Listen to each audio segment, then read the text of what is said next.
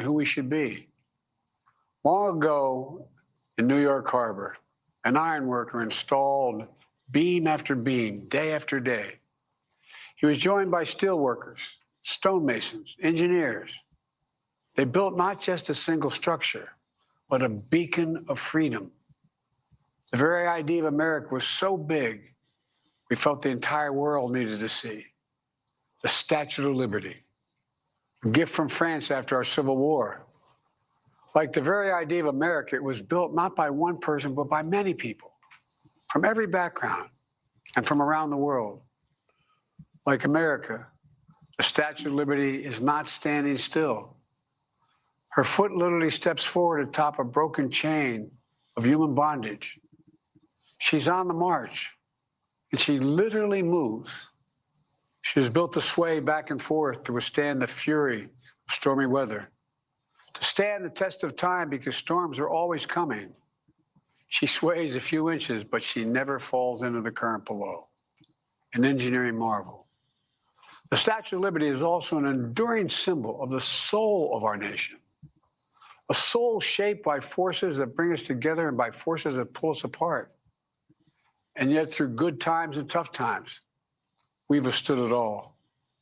A nation of pioneers and explorers, of dreamers and doers, of ancestors native to this land, of ancestors who came by force, a nation of immigrants who came to build a better life, a nation holding the torch of the most powerful idea ever in the history of the world, that all of us are created equal, that all of us deserve to be treated with dignity, justice, and fairness, that democracy must defend and be defined and be imposed, moved in every way possible. Our rights, our freedoms, our dreams. But we know the idea of America, our institution, our people, our values that uphold it are constantly being tested. Ongoing debates about power and the exercise of power, but whether we lead by the example of our power or the power of our example, whether we show the courage to stand up to the abuse of power or we yield to it. After 50 years at the center of all of this, I know that believing in the idea of America means respecting the institutions that govern a free society. Which the you didn't. presidency, Which you didn't. the Congress, the courts, a free and independent press, institutions that are rooted, they just might not reflect the timeless words, but they echo the words of the Declaration of Independence. He's starting to glitch. We hold these truths to be self-evident. Rooted in the timeless words of the Constitution, we the people. Our system of separation of powers, checks and balances, it may not be perfect, but it's maintained our democracy for nearly 250 years, longer than any other nation in history that's ever tried such a bold experiment. In the past 4 years, our democracy has held strong. And every day I've kept my commitment to be president for all Americans through one of the toughest periods in our nation's history. I've had a great partner in Vice President Kamala Harris.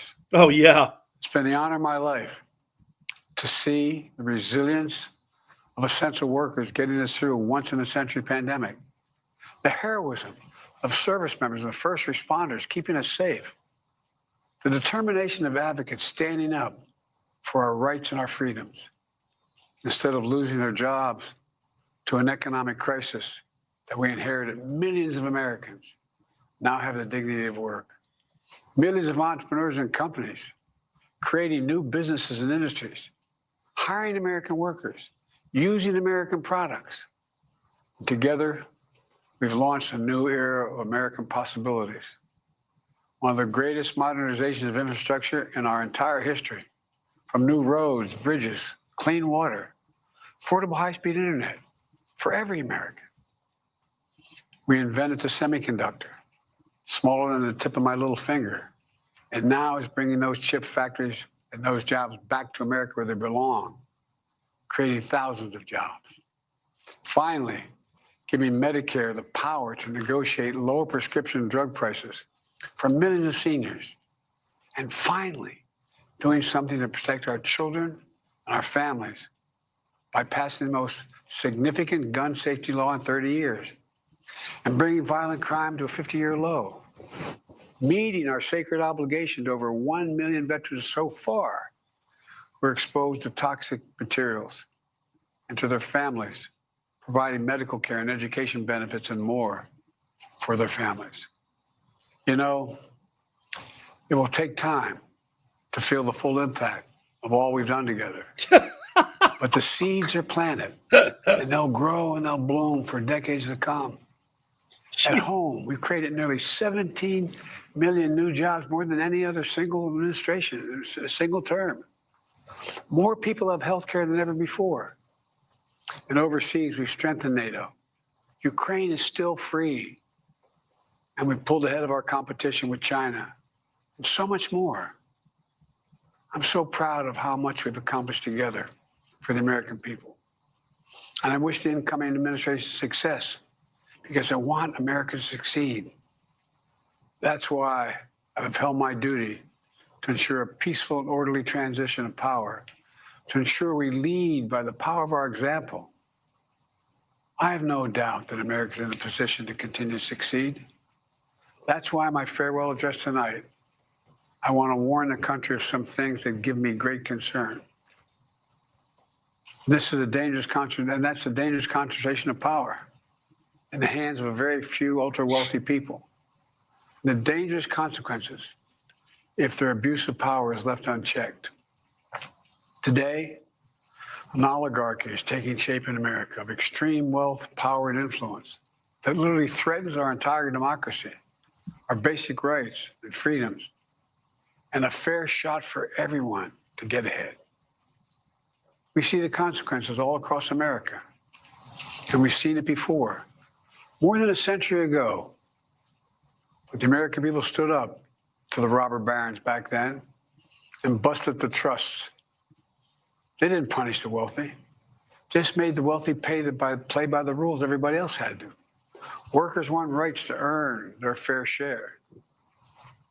You know, they were dealt into the deal, and it helped put us on a path to building the largest middle class, the most prosperous century any nation in the world has ever seen. We've got to do that again. The last 4 years, that is exactly what we've done.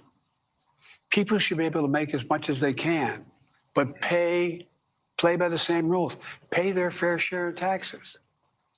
So much is at stake. Right now, the existential threat of climate change has never been clearer. Just look across the country, from California to North Carolina. That's why I signed the most significant climate and clean energy law ever in the history of the world, and the rest of the world is trying to model it now. It's working, creating jobs and industries of the future. Now, we've proven we don't have to choose between protecting the environment and growing the economy. We're doing both. The powerful forces want to wield their unchecked influence to eliminate the steps we've taken to tackle the climate crisis, to serve their own interest for power and profit. We must not be bullied into sacrificing the future of our children and our grandchildren. We must keep pushing forward and push faster. There's no time to waste. It's also clear that American leadership in technology is an unparalleled source of innovation that can transform lives. We see the same dangers, the concentration of technology, power, and wealth. You know, his farewell address, President Eisenhower spoke of the dangers of the military-industrial complex. He warned us then about, and I quote, the potential for the disastrous rise of misplaced power, end of quote. 6 decades later, I'm equally concerned about the potential rise of a tech-industrial complex that could pose real dangers for our country as well. Americans are being buried under an avalanche of misinformation and disinformation. Yeah. Enabling the abuse of power. Perpetuated by the free you. press is crumbling. Editors are disappearing. Social media is giving up on fact checking. The truth is smothered by lies, No censorship. told for power and for profit. We must hold the social platforms accountable to protect our children, our families, and our very democracy from the abuse of power. Meanwhile, artificial intelligence is the most consequential technology of our time, perhaps of all time. Nothing offers more profound possibilities and risks for our economy and our security, our society, for humanity. Artificial intelligence even has the potential to help us answer my call to end cancer as we know it. But unless safeguards are in place, AI could spawn new threats to our rights, our way of life, to our privacy, how we work, and how we protect our nation. We must make sure AI is safe and trustworthy and good for all humankind. In the age of AI, it's more important than ever that the people must govern. And as the land of liberty, America, not China, must lead the world in the development of AI.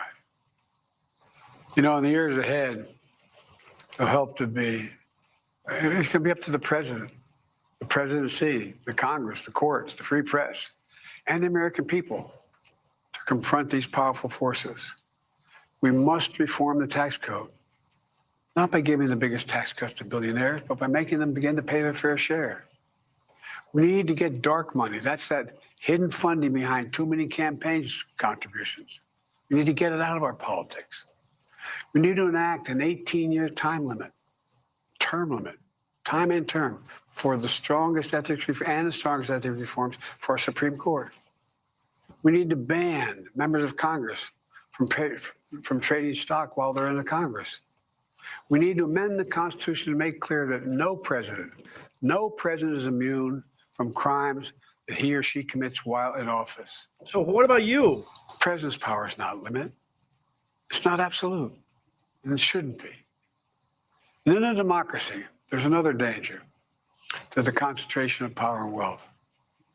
It erodes a sense of unity and common purpose. It causes distrust and division. Participating in our democracy becomes exhausting and even disillusioning. And people don't feel like they have a fair shot. We have to stay engaged in the process. I know it's frustrating. A fair shot is what makes America, America. Everyone's entitled to a fair shot, not a guarantee, but just a fair shot, an even playing field, going as far as your hard work and talent can take you. We can never lose that essential truth, remain who we are. I've always believed, and I've told other world leaders, America can be defined by one word: possibilities. Only in America do we believe anything is possible. Like a kid with a stutter from modest beginnings in Scranton, Pennsylvania, and Claremont, Delaware, sitting behind this desk in the Oval Office as President of the United States. That's the magic of America. It's all around us. Upstairs in the residence of the White House, I've walked by a painting of the Statue of Liberty, I don't know how many times. In the painting, there's several workers climbing on the outstretched arm of the statue that holds the torch. It reminds me every day I pass it of the story and soul of our nation. Yeah. And the power of the American people. There's a story of a veteran. This is a veteran, the son of an immigrant, whose job was to climb that torch and polish the amber panes so rays of light could reach out as far as possible. He was known as the keeper of the flame. He once said of the Statue of Liberty, quote, speaks a silent universal language, one of hope that anyone who seeks and speaks freedom can understand. Yes, we sway back and forth to withstand the fury of the storm, to stand the test of time. A constant struggle, a short distance between peril and possibility. But what I believe is the America of our dreams is always closer than we think. It's up to us to make our dreams come true. Let me close by stating my gratitude to so many people, to the members of my administration, as well as public service and first responders across the country and around the world. Thank you for stepping up to serve. To our service members and your families, it's been the highest honor of my life to lead you as Commander-in-Chief. And of course, to Kamala and our incredible partner, historic Vice President. She and Doug have become like family. And to me, family's everything. My deepest appreciation to our amazing First Lady who's with me in the Oval today. For our entire family. You're the love of my life and the life of my love. What? My eternal thanks to you, the American people. Yeah. After 50 years of public service, I give you my word. I still believe in the idea for which this nation stands. Nation where the strengths of our institutions and the character of our people matter and must endure. Now it's your turn to stand guard. May you all be the keeper of the flame. May you keep the faith. I love America. You love it too. God bless you all. That's why we voted you May out. God protect our troops. Thank you for this great honor. President Joe Biden, the 46th president from the Oval Office. Every president leaving office doesn't deliver an address like this. In fact, this was only the 11th official farewell address to the nation. President Biden, starting with the announcement of the ceasefire deal between Israel and Hamas. Okay, so, oh my goodness gracious. Wow. So he was supposed to go live. So guys, this wasn't even live. He was supposed to go live, and there was a video I'm going to share right now where his handlers got caught queuing it up. It was pre-recorded, ladies and gentlemen. It wasn't even, I mean, that was his farewell address. I mean, to me, I thought it was going to be like an hour. This is like your last speech to the American people. And this is what you have to say. Am I the only one, or was this absolutely pathetic? Watch this. He was supposed to do it live. It's pre-recorded. Look at this. His handlers got caught setting up the live stream behind the scenes. Look at that.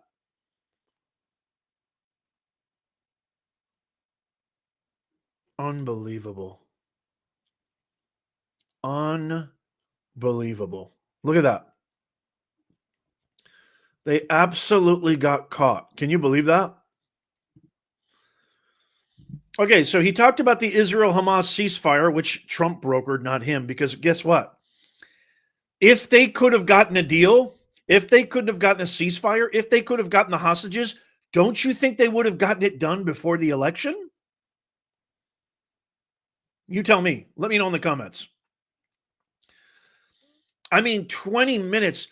For President Joe Biden, you are the worst president in the history of our beautiful republic. It gives me profound relief. There's no joy. There's definitely no joy, because it has been a dark, slumbering, decaying, horrific nightmare over the past 4 years. 12 of the last 16 years, because your predecessor was just as bad as you, if not worse, because he should have been more intelligent and more forthright to know better. You, on the other hand, I don't even know where you are, and I don't think you know where you are. Somebody should have tapped you on the shoulder 5 years ago. Somebody forgot to remind you that you're already dead. And then this is your final farewell is less than, I mean, that was like 15, 20 minutes, and it was just full of gibberish, very strange, lazy quotes. He couldn't even get the all men are created equal, inalienable rights, Declaration of Independence, Thomas Jefferson quote correct. I mean, is there anything that this guy can't do that's not absolutely pathetic? I mean, he is a walking pathetic I mean, it's a pathetic excuse. What was that? And is it just me, or did he focus on censorship more than anything else, cracking down on social media? And then he says the oligarchy is forming. Here's some, I mean, I'm just going off of, I took notes while I was listening to him speak supposedly live, even though it wasn't live. First, he takes credit for Hamas and Israel's ceasefire. Says, I was keeping Trump fully informed about our negotiation. You think Joe Biden couldn't negotiate a cup of McDonald's coffee? You think this guy negotiated the ceasefire? I mean, what a lame duck. You put the lame in lame duck, sir.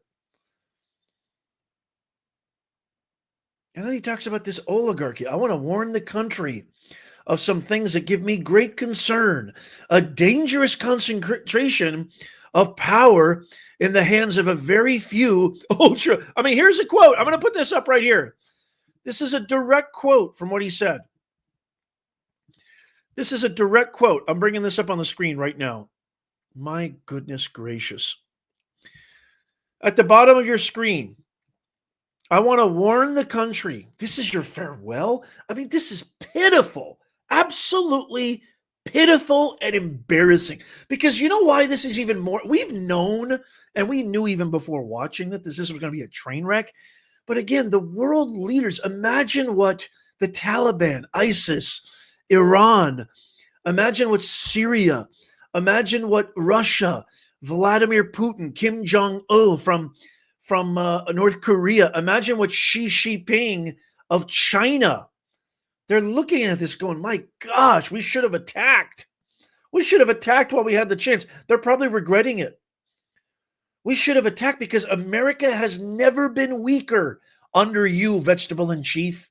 America has never been more passive, more inactive, more pussified than under you.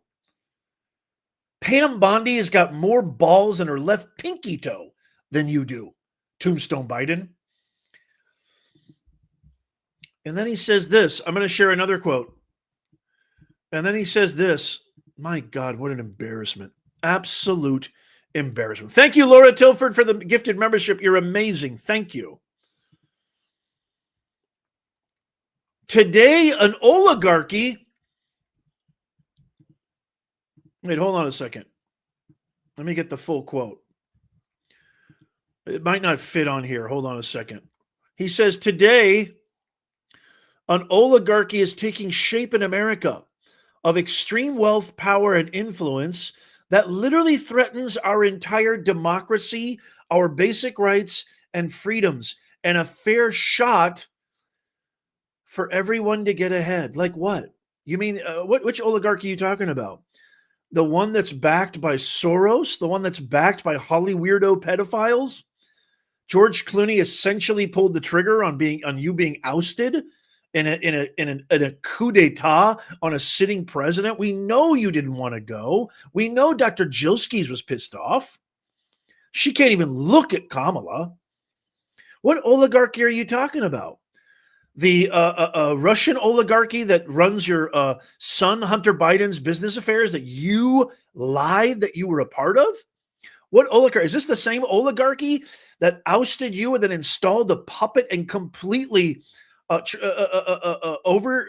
jumped a democratic process of allowing the American people to elect who they want to see run for president of our country? What oligarchy are you talking about? The same oligarchy that owns you, that owns your son, that owns Obama, owns your entire party? I mean, what is he talking about? Am I crazy? This is insane. So crack down on social media. He doesn't want, as if MSNBC, Joyless Reed, Don Lemon, Anderson Cooper, Fake Tapper, as if these guys, Lester Holt, as if these guys are the arbiters, the stalwarts of truth. What are you talking about? No. He doesn't want to be found out. He doesn't want to be fact-checked. He doesn't want to be community noted.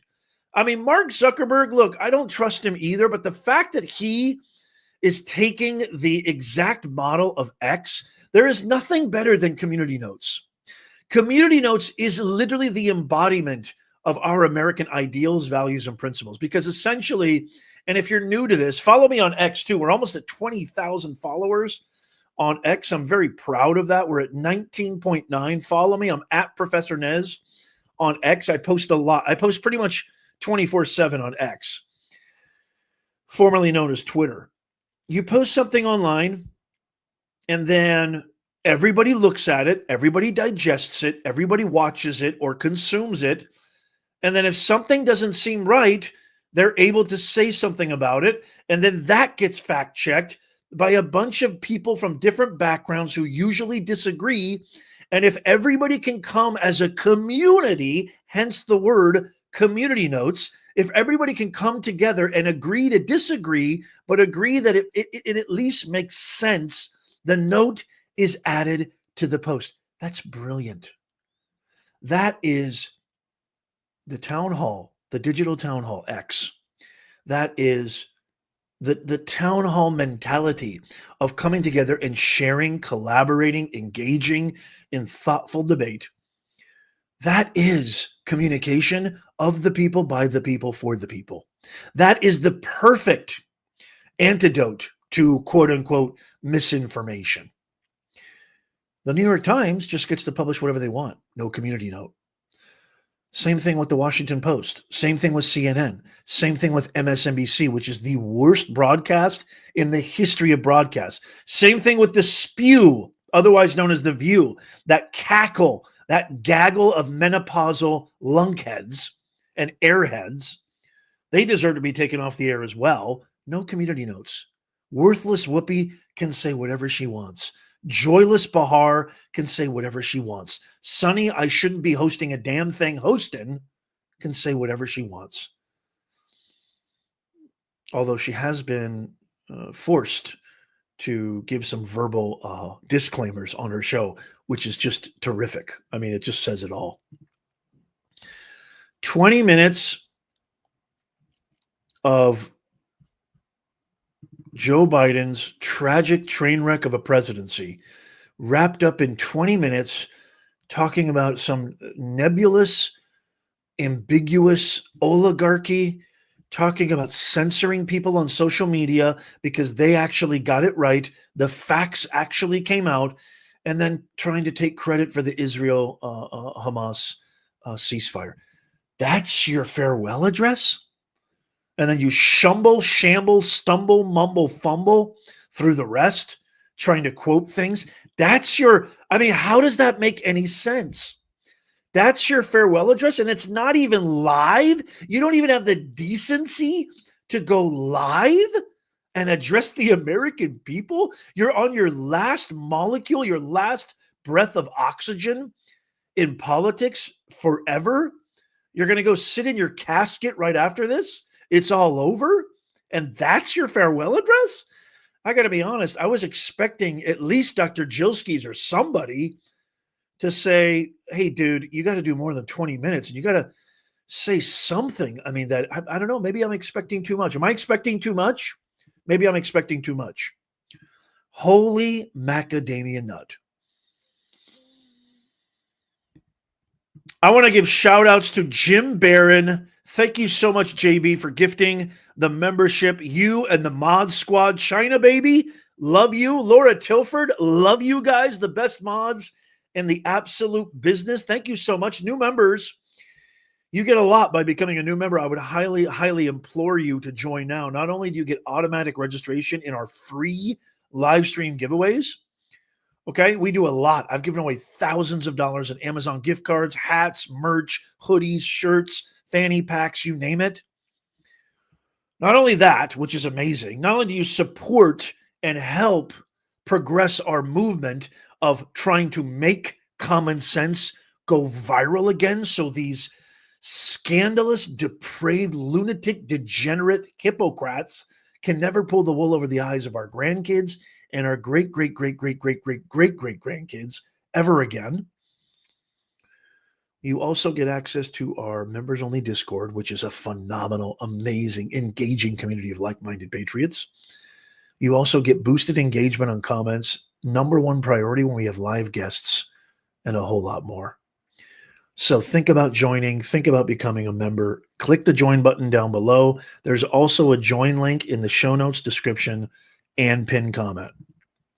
Thank you, Wojo, for the $10 super chat. I did lose some of that stubborn belly fat on the Joe Biden diet. Yeah, involuntary, right?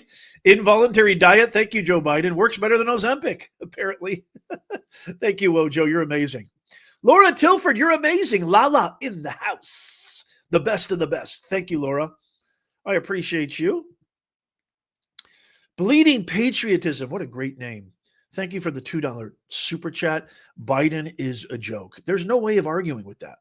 China Baby, it's so good to see you, China Baby. Thank you so much for gifting a membership. I highly encourage you to become a member of our channel on YouTube. We got Ronnie and Chuck holding it down on Rumble. Love you guys so much. Here's another thing too that I just think is, and I took notes on this while he was talking. But I just thought that was the most embarrassing, pathetic farewell address I've ever seen. Here's the last thing I want to talk about. I took notes on this. So he mentioned to pay your fair share of taxes. This guy, I mean, this isn't how you can't make this up. Tombstone Biden, vegetable in chief. He actually talked about paying your fair share in taxes, where he just pardoned his son, his crackhead, degenerate, depraved, lunatic, degenerate son, for tax evasion. And then he actually has the audacity to look the American people in the face, square in the eye, and say, pay your fair share of taxes, as he forgives, I mean, absolutely commits fiscal crime, a fiscal criminal act, forcing the burden on Americans who pay their debts to pay off the debts of irresponsible, fiscally irresponsible young people. It's like the worst kind of parenting. The worst kind of parenting. Make it make sense. I'm just going to end with this. Good riddance, Joe Biden. You have been absolutely abysmal. The worst president in the history of our great republic. And we are 5 days away. 5 days away from a long time coming. Real leadership back where it belongs. Balls back where it belongs. A sense of fight, a sense of pride, a sense of American exceptionalism, a sense of American defiance, a sense of America first. There's nothing wrong with helping your neighbors.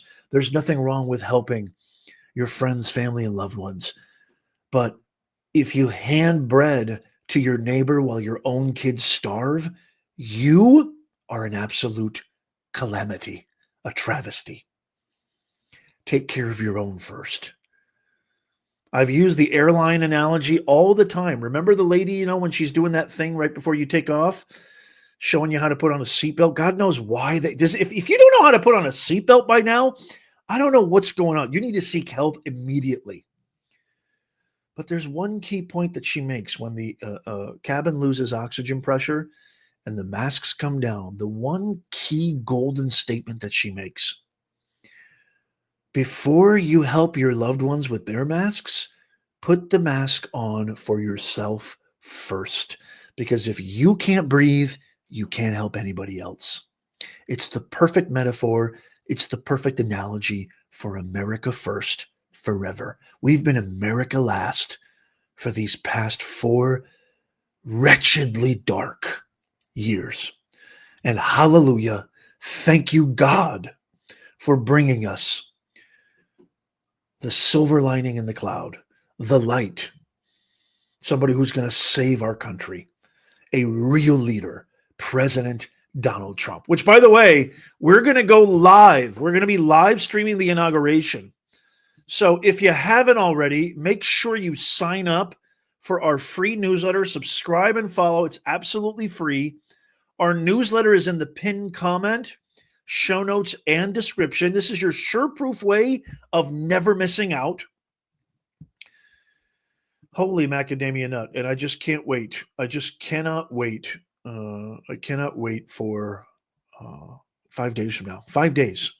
Thank you so much, BP, for the $9.99 super chat. You are the love of my lives and the lives of my love. The Statue of Liberty doesn't sink and gets rained on sometimes, and wind hits it. Beware the military-industrial complex. Such gaslighting, BP. Yeah, I did it. I had to do a double take. Like, what? Huh? You're the love of my life and the light of my life and the life of my love? What are you talking about? I mean, how are you not embarrassed if you're Joe Biden's? I mean, how are you not embarrassed if you're his team, if you're his wife? For the love of God, what is wrong with you people? 5 days, folks. 5 days, and it's all over. Thank God, glory, hallelujah. 5 more days, and America will be the America that we all hope and wished for and been deprived of for so long. Don't forget to subscribe, follow, check out the videos that you missed coming up on the screen right now. Help me make common sense go viral. Tap the thumbs up right now. It doesn't cost you a thing. And as always, may God bless